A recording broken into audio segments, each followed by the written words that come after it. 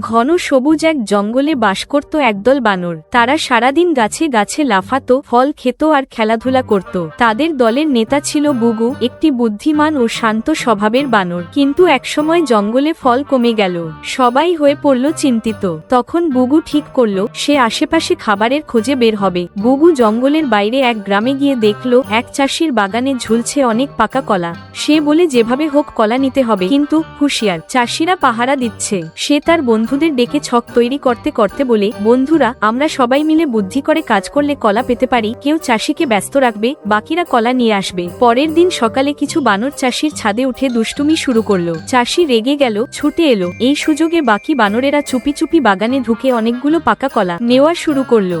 হঠাৎ দানবের মতো দেখতে চাষির ছেলে চলে এলো এবং তারা পালিয়ে গেল। বুগু সবাইকে বলল, দেখো, আমরা সবাই মিলে কাজ করেছি, তাই সফল হয়েছি। কিন্তু অহংকার করো না, বুদ্ধি থাকলেই ভালো কাজ হয়। সেই দিন থেকে বানরের দল আরো একতাবদ্ধ হয়ে উঠল, আর বুগু হয়ে উঠল সবার ভালোবাসার নেতা। তো বন্ধুরা, ভিডিওটি ভালো লাগলে লাইক করতে কিন্তু ভুলো না।